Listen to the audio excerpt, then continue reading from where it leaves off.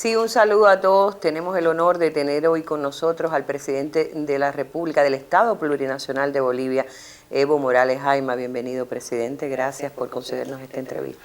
Muchísimas gracias, Macián, por esta oportunidad para expresar algunos pensamientos, sentimientos de Bolivia, de toda Latinoamérica. Ya le extrañábamos por acá desde el 2009, ¿no? Regresa a Cuba. Finalmente ahora, ¿qué objetivos le ha traído este viaje? Sí, yo también extrañé, lamentablemente por trabajo recargado en Bolivia, no pudimos fácilmente venir a Cuba. Extrañamos a nuestros comandantes, al pueblo cubano. Esta vez se presenta esta oportunidad para compartir algunas horas con el pueblo cubano y sobre todo cómo seguir trabajando de manera conjunta, Cuba y Bolivia. Somos dos países aliados con muchas coincidencias totales ideológicamente, culturalmente, y además de eso, como siempre, impresionado de la solidaridad de Cuba con Bolivia y de Cuba con todos los pueblos del mundo. Y estamos acá para, mediante las cancillerías, ministros, seguir trabajando estos acuerdos que tenemos. ¿La cooperación crece, se mantiene? La cooperación de Cuba con Bolivia es inalcanzable, es impagable. Un país bloqueado económicamente por imperio es el país, es la nación, es el pueblo más solidario con los pueblos del mundo. Con seguridad esto va a continuar. Imagínense, en Bolivia se han operado más de 600.000 bolivianos, con algunos hermanos peruanos, argentinos, brasileños, pero es un récord. ¿Qué país podía cooperar con Bolivia como Cuba? Ningún país del mundo. Un récord histórico, inédito, y por eso el pueblo boliviano nunca olvida al pueblo cubano, a sus comandantes, al gobierno de Cuba. Bueno, también tiene prevista una conferencia en la Universidad de La Habana, que hay mucha expectativa se le otorgará el premio honoris causa, la condición de honoris causa en la universidad. Yo no entiendo por qué las distintas universidades del mundo me invitan o me convocan para hacer un reconocimiento como doctor honoris causa. Estaremos mañana ahí. Tal vez contar sobre mi vivencia desde la niñez, parte de mi juventud, de la lucha sindical, ahora con esta responsabilidad tan importante para los bolivianos que es ser presidente de Bolivia. Y yo creo que también por la lucha por la madre tierra que ha desarrollado usted durante tantos años. Su llegada a Cuba fue acompañado del presidente Chávez, estuvo antes en ese país, participó en reuniones de gobierno. ¿Cómo ve al presidente Chávez y cómo valora también la situación actual de la integración en nuestra región y del ALBA? Mediante la Cancillería venezolana yo pedí un contacto breve con el presidente Chávez para saludarlo, para ver cómo estaba su situación de salud. Pero ayer he visto muy fuerte, como siempre lúcido, con sus propias reflexiones de nuestros pueblos, reflexiones sobre la integración, sobre la unidad, sobre la dignidad, reflexiones sobre temas financieros, que es un debate permanente en el mundo. Parece ser que el capitalismo ya no es ninguna solución para la humanidad. El capitalismo se cae fácilmente en esta coyuntura. Por tanto, ¿cuál es la propuesta? Ahí tenemos propuestas como el socialismo del siglo XXI, tenemos socialismo comunitario, el vivir bien. Pero en el fondo, ¿qué hacemos como presidentes? Buscamos cómo vivir en dignidad, y por lo menos en Bolivia yo me siento feliz, contento. Después de que expulsamos al embajador de Estados Unidos, pues vivimos con dignidad. Después de expulsar a la DEA de Estados Unidos, que la DEA tomaba acciones netamente políticas usando el narcotráfico, ahora somos más libres y este proceso continuará, pero también hay agentes externos que quieren chantajear, amedrentar con las llamadas de certificación. Todo esto conversamos con el presidente Chávez, pero presidente muy muy fuerte, que me alegró bastante. Yo quiero decir una verdad, cuando nuestro presidente, comandante Fidel Castro, sorpresivamente aparece en la clínica, había una enorme preocupación, la gente más pobre especialmente, los movimientos sociales. Y cuando Chávez otra vez aparece enfermo nuevamente, y a mí los dos presidentes, los dos comandantes me pedían, hay que cuidarse la vida, hay que hacer caso a los médicos. Ahora a mí me toca decirles a ellos, también tienen que cuidarse y hacer caso a los médicos. Bueno, pero ayer hemos estado casi toda la tarde en Caracas, en Miraflores, muy fuerte, como siempre. Como él mismo decía, por ahora estamos en la retaguardia, y desde el próximo año a estar en la guardia. Ya, yo siento que sí, estoy siempre a la cabeza del pueblo venezolano, y eso alegra bastante. Seguramente al llegar informaremos la situación del compañero Chávez, aunque cada día vemos en los distintos medios de comunicación, pero una cosa es ver de cerca, conversar, saber cómo está su situación de salud. Pero yo me vengo muy contento después de conversar largamente con el compañero Chávez. Buena noticia que nos da también. Presidente, usted adelantaba algo que ha sido tema de los medios en los últimos días, en las últimas horas. Estados Unidos ha vuelto a desertificar a Bolivia y ha vuelto a hacerlo casi prácticamente con el mismo informe del año pasado que usted rechazó por contradictorio, a Bolivia y a Venezuela. Al mismo tiempo usted ha adelantado que se podría estar maquinando algo contra Bolivia en el manejo que se ha llevado al juicio de Sanabria en Estados Unidos. ¿Pudiera comentarnos qué cree que puede haber detrás de estas actitudes que son tan contradictorias con la realidad? Sobre el primer tema, el tema de la desertificación. ¿Quién desertifica a Estados Unidos? Nadie. ¿Y por qué Estados Unidos tiene derecho a certificar a los países de Sudamérica? Un tema estructural, un tema de fondo, y por eso UNASUR debe tener también sus propios mecanismos con una nueva política de regionalizar la lucha contra el narcotráfico y que la lucha contra el narcotráfico no sea impuesto desde Estados Unidos. Primer tema. Segundo tema, Estados Unidos, UNASUR también tenía que ver algún mecanismo que empieza a hacer seguimiento sobre el narcotráfico, no solamente con los países de UNASUR, sino también con los países de América y especialmente con Estados Unidos. Yo sigo convencido que el origen del narcotráfico, el origen de la cocaína es Estados Unidos. Y tampoco cumple con sus responsabilidades.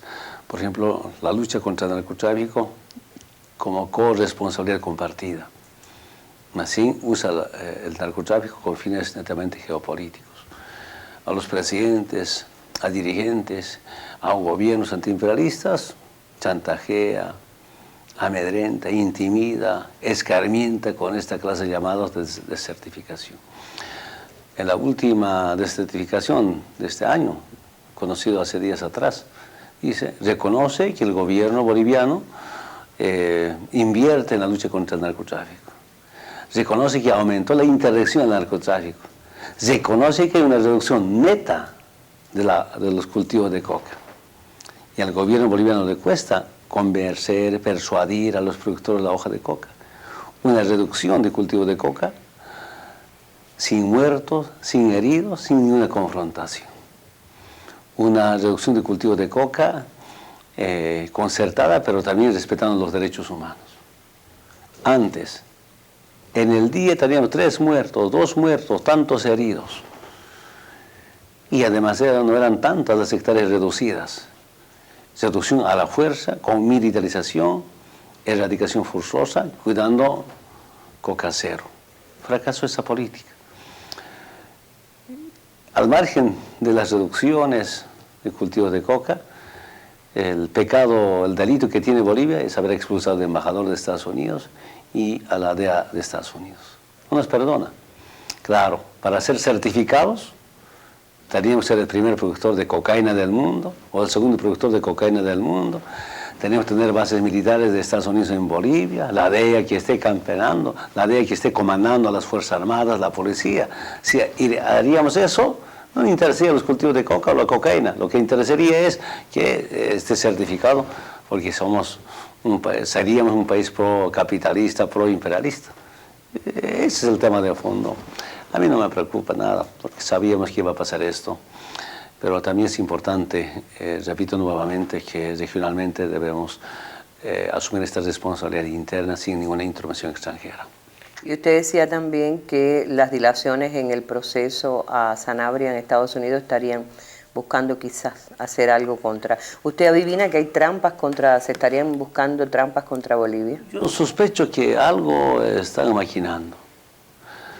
Una audiencia suspendida, la segunda audiencia suspendida, o creo que la tercera vez ya han suspendido una audiencia donde debía dictarse la sentencia. Nos hemos informado también por los medios de comunicación, ya se declara como narcotraficante confeso.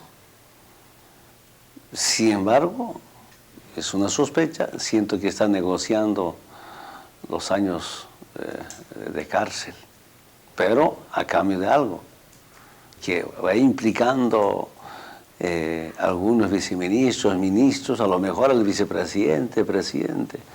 ¿Sé por qué digo esto? Siempre intentaron implicarnos con el narcotráfico. Donde no hay cultivo de coca o cultivo de otros productos que a veces tienen que ir a un problema ilegal, como la cocaína o como cualquier droga, ahí nos acusan de narcotraficantes. Y donde no hay, nos acusan de terroristas, para someterlos, para juzgarlos a los gobiernos, especialmente a los gobiernos antiimperialistas. Por tanto, es muy sospechosa esta dilación de las audiencias del general Sanabria. Antes como dirigente conozco nomás, detiene a algún dirigente y el dirigente se libera, pues acusando a Evo Morales, porque nunca demostraron, simples acusaciones. Detiene a algunas autoridades, especialmente en la dirección sindical, pues hacen declarar contra Evo Morales para liberarse de la cárcel. En pequeño conozco de tantas cosas cuando era dirigente sindical. Ahora, de presidente sospecho porque tratan de posesionar por los medios de comunicación que un gobierno gobierno de narcotraficantes, que las altas autoridades del gobierno nacional están fomentando el narcotráfico. Ahora, cuando se trata de construir caminos, que es la narcocarretera, sabe que nosotros nos robamos, sabe que nosotros no dañamos económicamente a Bolivia, ni en derechos humanos, y que le toca a Estados Unidos acusar de terroristas o acusar de narcotraficantes. Entonces, sospecho. ¿Por qué digo esto además de eso? La semana pasada dice que el avión presidencial que recientemente compramos, que había caído con cocaína en Estados Unidos, que nunca había venido esos días el avión de la presidencia. 2, 3 veces, en primeras planas. Entonces busca algo Estados Unidos. Y pienso que está usando el general Sanabria. Pero también estamos preparados. Yo permanentemente advertí en el gabinete a las ministras y ministros, cuídense. Inclusive he instruido que no manden su equipaje a la maletera, sino que vayan con su mochila al hombro. Porque cuando el dirigente sindical era diputado, intentaron implicarme en Lima, Perú. Agentes externos. Sospechosamente me quitaron mi maleta. Yo me peleé por la maleta, no me separé con la maleta, porque tenía que cambiar de avión, llegando de Europa, para irme a Bolivia. Y finalmente tuve que sacar mi credencial de diputado, me enojé, y los agentes se escaparon. Me dejaron la maleta por ahí, me lo recogí, felizmente no dejé mi maleta. ¿Cómo operan? Conozco.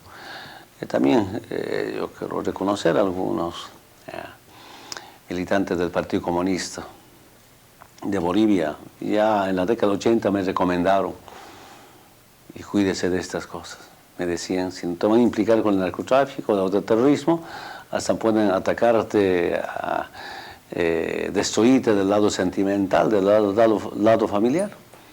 Hicieron eso el 2002, cuando me expulsaron del Congreso Nacional. Solo estaban detenidos mi hermana y mi hermano. detenidos, porque había una movilización nacional. Entonces sabemos cómo opera el imperio. Por ejemplo, de estos temas de Wikileaks que decían, que habían pensado, que habían planificado. Si no lo cooptamos a Evo, vamos a neutralizar. Si no se puede neutralizar, hay que derrotarlo. Entonces, son políticas del imperio, por tanto hay que cuidarse, y siento que al general le están usando para implicarnos con el tema del narcotráfico, pero no lo podrán, porque sabe que nosotros no estamos en las sabanas, más que combatiendo con nuestras posibilidades el narcotráfico. Presidente, en las últimas semanas se han producido algunas marchas de sectores indígenas de Beni, oponiéndose a la carretera que comunicaría Cochabamba con Beni.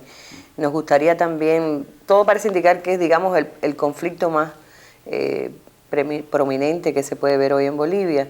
Su opinión, ¿qué ocurre en realidad que no dicen los medios y hacia dónde estaría encaminada la solución? Bueno, primero, después de la refundación democráticamente a Bolivia, mediante una asamblea constituyente, por tanto, con una nueva constitución, Bolivia tiene una política de integración. Primero, vía satelital. Tupac Katari, que ya está en construcción en China. Eso nos ayudará bastante en temas de comunicación, especialmente en toda Bolivia. Segundo, vía aérea. Bolivia tiene 9 departamentos. De los 9 departamentos, en 180 años solo dejaron 3 aeropuertos internacionales, uno por consolidarse. Serían 4. Y nosotros en nuestra gestión vamos a dejar a los 9 departamentos con aeropuertos internacionales. Será histórico, pero eso estamos realizando, trabajando en 6 años. Y también hay aeropuertos locales, 6 aeropuertos locales que no tenía Bolivia. Y lo más importante es cómo integrar la Amazonía con el altiplano, la zona altiplánica. Y son caminos carreteros. Quisiéramos que tenga 2 o 3 puertas de entrada del altiplano a la zona amazónica. Uno de ellos es Cochabamba-Beni. Y hace 2 días atrás yo sobrevolé esa zona, que evidentemente tiene que pasar el camino por tierra virgen. Son 55 kilómetros. Tampoco es mucho, ¿no? Claro, el temor de los hermanos indígenas en la zona es que después de que haya el camino, mucha gente puede entrar a nuevos asentamientos, a toma de tierras. Nuestro compromiso es, mediante una ley, no permitir ningún nuevo asentamiento. Si fuera necesario, hacer cuarteles para que controlen las 24 horas. Es posible, y se ha hecho en algunas zonas. Todo el pueblo quiere integración. Las mismas comunidades campesinas indígenas de la zona quieren camino. Así ellos nos digan que pase por acá la troncal y después hay que hacer ramales para comunicar con sus comunidades. Y respetando esa conquista del movimiento indígena a nivel internacional, la consulta, basada en las normas nacionales y normas internacionales, ya estamos empezando la consulta correspondiente y los hermanos indígenas de base contentos con el camino. El gobierno boliviano, esta revolución democrática y cultural, hizo mucho por los hermanos indígenas. Nunca antes tenían representación nacional ni departamental en las asambleas legislativas. Hemos creado, mediante una nueva constitución, circunscripciones especiales para la nacional. Es decir, un hermano indígena puede ser diputado con 300 votos. Diputado uninominal de una circunscripción. Pero el diputado que quiere ser diputado de una ciudad, 150 hasta 170.000 votos. Imagínense la diferencia. Parece injusto. Pero como los hermanos indígenas del Oriente nunca tenían representación parlamentaria, creamos estas circunscripciones especiales, que con 300, 400, 500 votos es parlamentario, con los mismos derechos y con los mismos deberes, frente a uno que tiene que obtener 150 hasta 170.000 votos. Eso hizo este gobierno, eso hizo la Revolución Democrática y Cultural, para las asambleas departamentales. Ni siquiera tiene que someterse al voto. La comunidad, la nacionalidad se reúne, elige y manda. Sin embargo, ¿qué está pasando? Esos asambleístas departamentales son los aliados de la derecha. ¿Quién está apoyando a esta marcha? USAID, la Embajada de Estados Unidos, los contactos telefónicos permanentes con los dirigentes, algunos ecologistas, ONGs, ambientalistas. Sin embargo, también en su pliego nos piden fondo verde, que los recursos de red, que se vayan a ellos directamente. ¿Y quién propone red? El capitalismo, que ellos sigan destruyendo el medio ambiente, pero a cambio de conservar las reservas forestales hay que dar algo, como bonos de carbono. Eso están pidiendo. Qué enorme contradicción. Se oponen a la construcción de camino, que tiene que pasar por un parque nacional de reserva forestal, pero nos piden fondo verde o bonos de carbono. Una enorme contradicción. Bueno, de verdad es una acción política. Algunos que se escaparon por corrupción, por la delincuencia de la clase política hacia Estados Unidos, y desde Estados Unidos públicamente apoyan esta marcha, ¿no?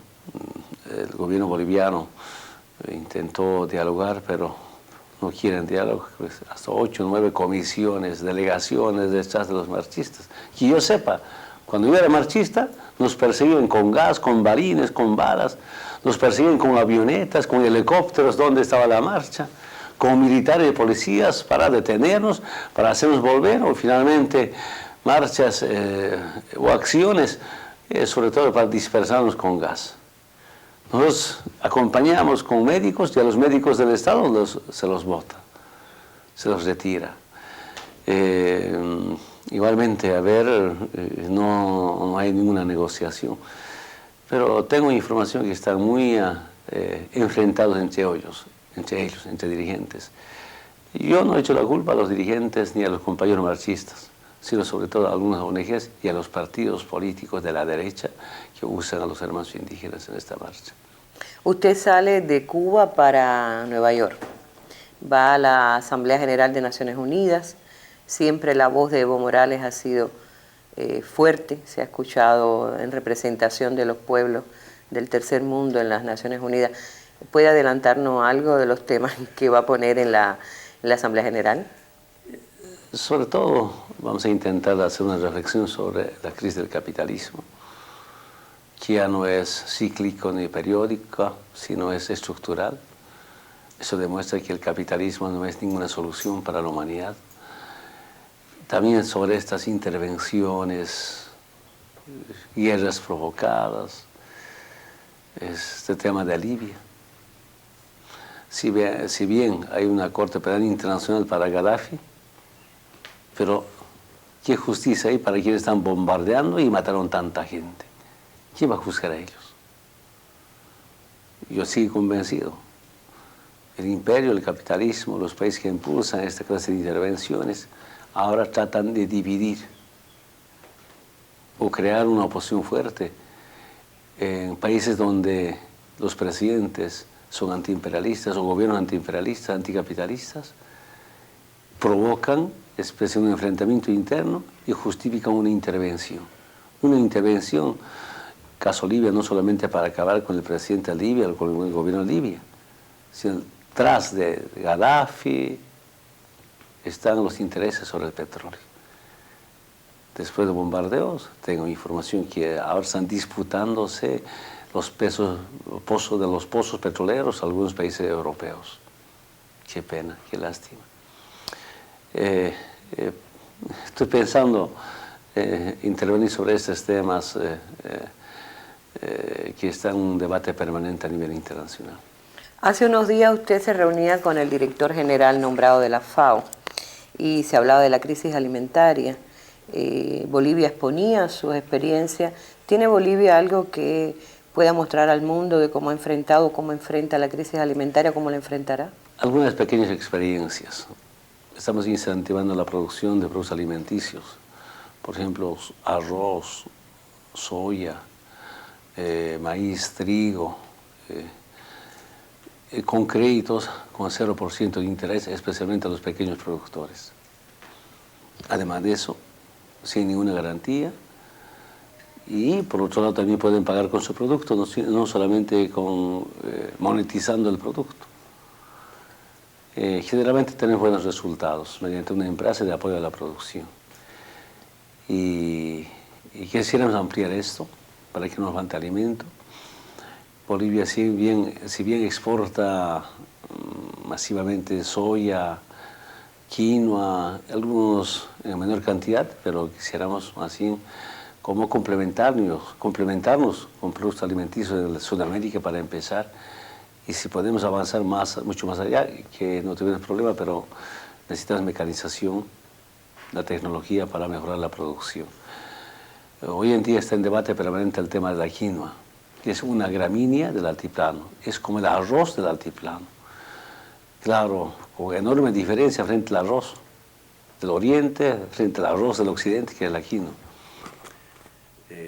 Se habla mucho de las bondades de la quinoa, se empieza a hablar, digo, todavía es bastante desconocido. Sí, la quinoa era un producto de aymaras, de quechuas, especialmente del movimiento campesino indígena aymara.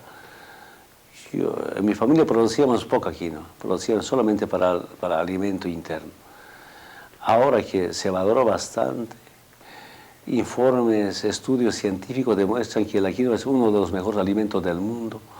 Por tanto, nuestra quinoa se lo lleva Japón especialmente, Europa, un poco hacia Estados Unidos, un poco de Brasil, pero allí no comemos quinoa. Como era tan criminalizado el indio, el aymara, el quechua, también eran criminalizados sus productos, su alimento. Yo me acuerdo siempre cuando en 2008 faltó arroz en Bolivia, he prohibido primero comer arroz en el palacio, a comer quinoa. Algunas secretarias, algunos ministros no quisieron comerme quinoa. Ya poco a poco va informándose que es uno de los mejores alimentos, que cuesta caro. Ahora ya comen un poco quinoa, es una otra cultura, lamentablemente, como hasta nuestros productos han sido satanizados. Pero al margen del pasado, pues nuestra responsabilidad como fomentar, incentivar la producción de quinoa. Ayer el compañero Chávez, presidente de Venezuela, me planteó algunas iniciativas, vamos a estudiarlas, cómo recuperar tierras del Estado, o tierras para el Estado, desde fomentar, porque generalmente la quinoa se produce en parcelas que es de propiedad del movimiento campesino o en tierras comunitarias de origen, tierras colectivas. Pero ahí como así dar el valor agregado a la quinoa, conversamos bastante esto con el representante de la FAO y este debate continuará. Gracias a la iniciativa de Bolivia, el mundo celebra el Día de la Tierra o la Pachamama, que ustedes han defendido tanto de manera en la vanguardia, digo yo.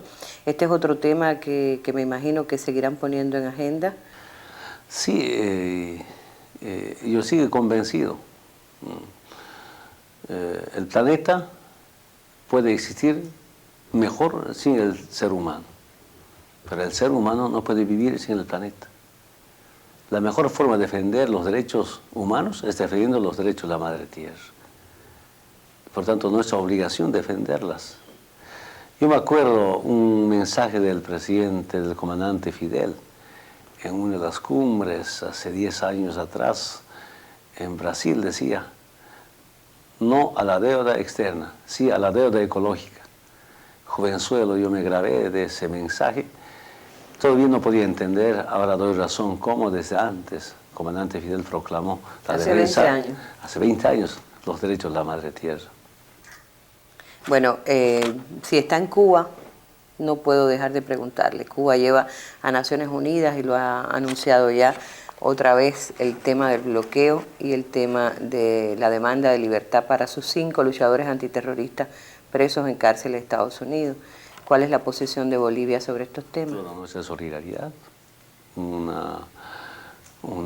encarcelamiento injusto y además de ese bloqueo económico. ¿A qué conclusión llego? El año pasado en la votación sobre el bloqueo económico, creo 2 o 3 países se han opuesto de todo el mundo. Eso demuestra que solo 2 o 3 países apoyan a Estados Unidos y todo el mundo apoya a Cuba. Pero eso no escucha Estados Unidos, ni Naciones Unidas hace respetar esa resolución sobre el bloqueo económico. Si no fuera el bloqueo económico, Cuba sería una de las naciones modelo de todo el mundo, especialmente con justicia social, como salud, educación. Yo me acuerdo cuando era dirigente sindical, el 2002, 2003, por primera vez, el comandante Fidel me habló o me invitó a una cena. Yo orgulloso, contento, pero también nervioso. Yo pensaba que ahora me va a hablar de la revolución, cómo se hace la revolución. Que quería escuchar eso. Cuando toda la noche, hasta las 4, 5, 6 de la mañana me habló que la educación, que la salud, que las misiones, me sorprendí. Eso a veces es la revolución. Que el tema de salud y educación es tan importante. Es la base de cualquier ser humano. Por tanto, si no hubiera este bloqueo económico, Cuba realmente sería uno de los países más mentales en todo el mundo, pero es una lucha permanente. Sé que hay un pueblo revolucionario, no los amedrenta, ni hay encarcelamientos, ni bloqueos económicos.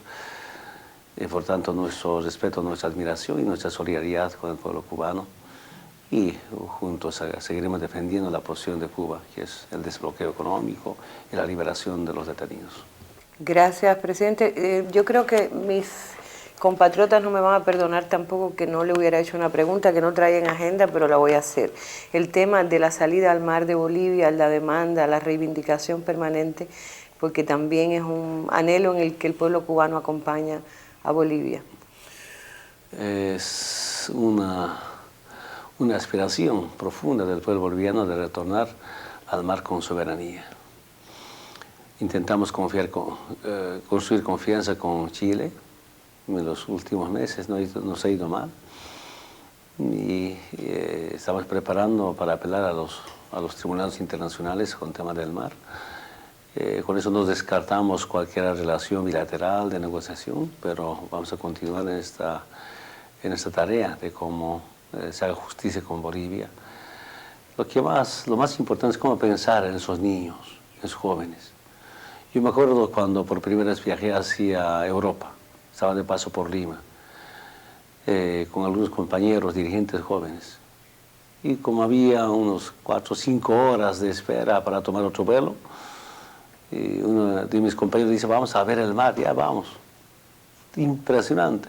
Yo asustado, ese era el mar. Y uno de mis compañeros estaba llorando ahí. Dice, tonto, ¿por qué lloras? Pero hermano, teníamos este mar, ahora no tenemos. Y tenía razón, casi me hace llorar a mí también. Entonces, hay un profundo sentimiento. Y quisiera que el pueblo chileno, sus gobernantes especialmente, piensen en esas familias que sienten por su mar. Aquí no hace una guerra, es una intervención injusta. Y no es el pueblo chileno, sino oligarquías chilenas con transnacionales inglesas. Se metieron, nos quitaron el mar. Y por eso el pueblo chileno apoya a sus artistas, esos movimientos sociales. Esa es la gran ventaja que tiene el pueblo boliviano, que el mismo pueblo chileno apoya al pueblo boliviano. Durante los días de la posesión de la compañera Bachelet como presidenta, después de tantos años retornamos allá, fuimos allá, fui allá. He visto un pequeño coliseo lleno de chilenos. Y yo con mucho miedo expresé el tema del mar. Desde el momento que expresé el tema del mar, corearon, mar para Bolivia, mar para Bolivia. Y de verdad que casi me hace llorar. Ya fue a los chilenos, ¿no?, gritando mar para Bolivia. Entonces, este sentimiento, por tanto, pues quisiéramos seguir fortaleciendo estas relaciones diplomáticas de pueblo a pueblo,